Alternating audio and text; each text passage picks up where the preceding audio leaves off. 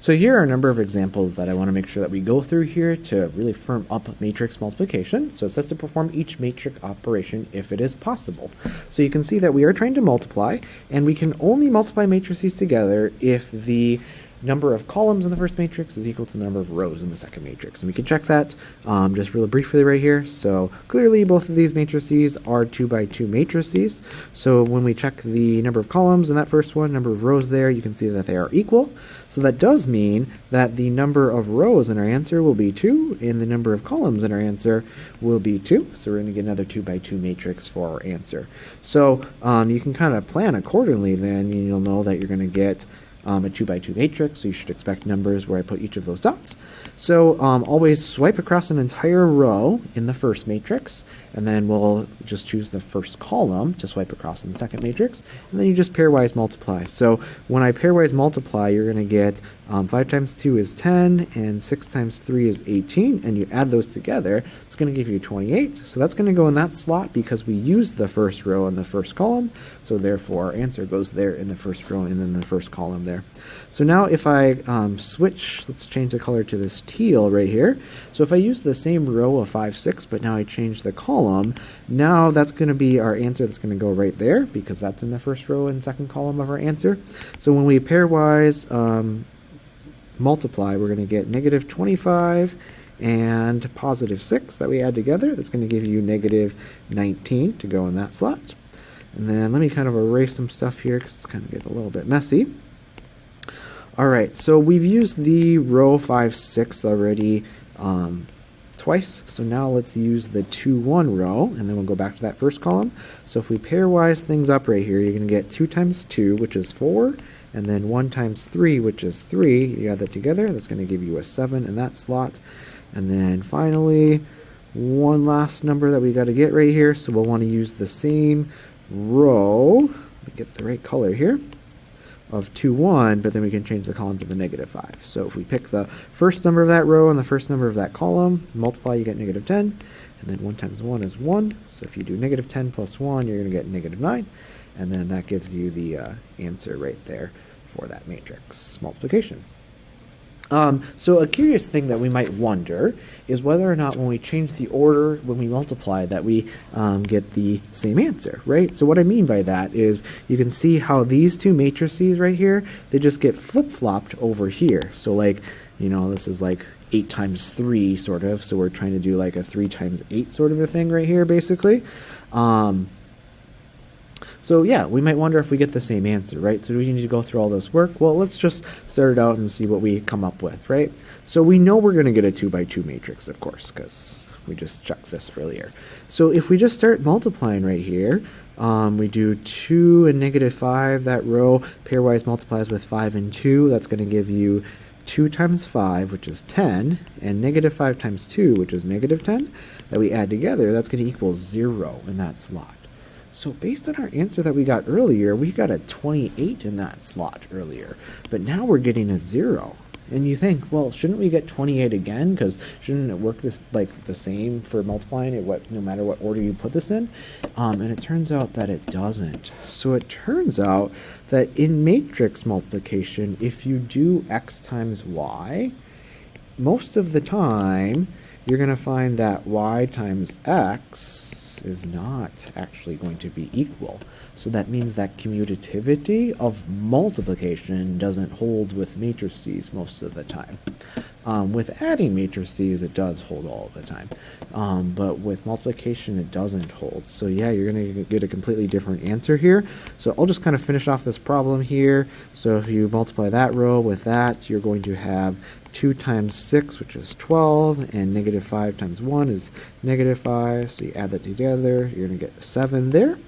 And then we can switch to a different row in the first matrix now. So if we use 3 and 1, and then 5 and 2 now, then 3 times 5 is 15, and 1 times 2 is 2.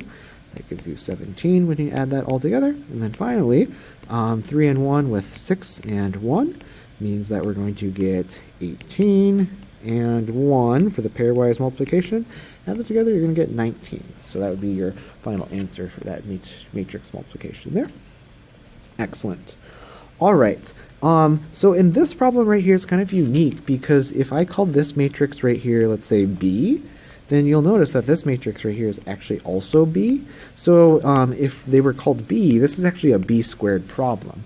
So you got to be kind of careful about that, because if B was, let's say, 1, 3, -7, 14, and then you were to try to find B squared, you don't square the numbers. So this would be wrong. Wrong would be to say 1, 9, 49, 196. Okay, because that's not actually going to work out, because an exponent means repeated multiplication, and so to actually do B squared, the correct way to go about that would be to do it as follows: 1 times 3, -7 times 14, and then multiply it with 1 times 3, -7 times 14. And then when you do your pairwise multiplication of things, you're going to see that you're going to get 1 times 1 is 1, and 3 times -7 is -21. And if you add that together, you're going to get a -20 in the first slot. So you can see that you're not just like squaring the numbers, right? You actually have to do what an exponent tells you to do, which is repeated multiplication. So be really careful about that whenever you encounter things like that with matrices. So with the problem as given right here, if you didn't check the dimensions and you just started to multiply, okay, and you were doing that at least correctly, you should recognize right there that this ain't going to work, because as soon as you start pairwise multiplying, you're going to get 25 plus 0, and then plus, well, the -7 doesn't have anybody to pair with. And the reason why that is because the number of rows right here is 3, or not the number of rows, excuse me, the number of columns in that first matrix is 3, and the number of rows in that matrix is 2. So when you actually check the dimensions of these matrices, how you have a 2 by 3 matrix, and then you have a 2 by 3 matrix, you'll see that the 3 right there and the 2 right there are not the same, because 3 columns doesn't line up with 2 rows, as you're seeing right there. So what that means is you're not actually able to multiply these two particular matrices together with each other, so that's undefined. You're not going to get an answer for this. So I think it'd be appropriate and okay to say that this is an undefined operation, and then that's sufficient enough to understand what's going on there. All right, with this one right here, you've got a 3 by 2, and then you've got a 2 by 2. So it does turn out that because those numbers are the same, then great, you're going to get a 3 by 2 matrix as your answer.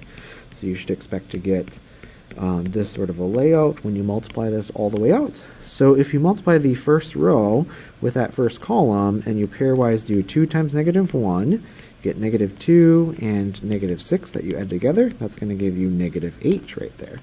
And then if we now switch to the new column, now if you pairwise 2 with 3, you're going to get 6, and -2 times 2 is -4.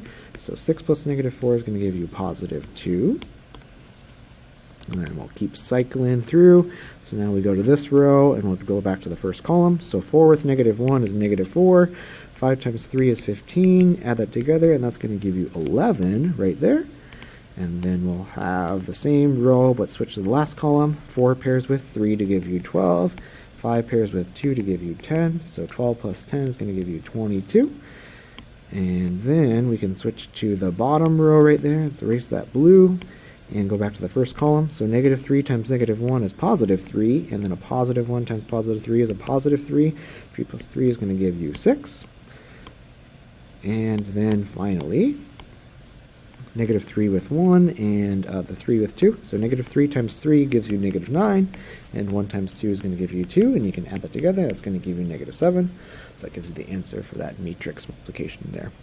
And then the last couple examples I want to make sure that we address here are ones involving kind of skinnier matrices, where you've got either just a column matrix or a row matrix. So notice that right here, this is a column matrix, and then right here, this is a row matrix, because there's a single column and a single row.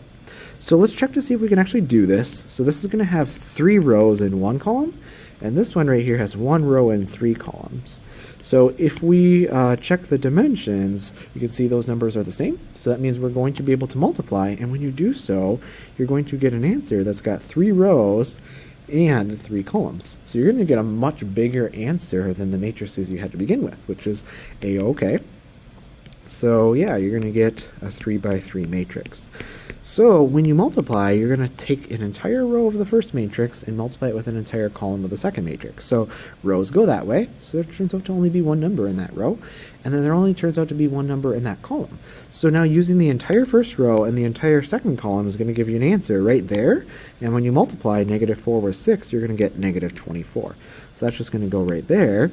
And then you keep the row the same and switch the column. -4 times 9 is going to give you -36.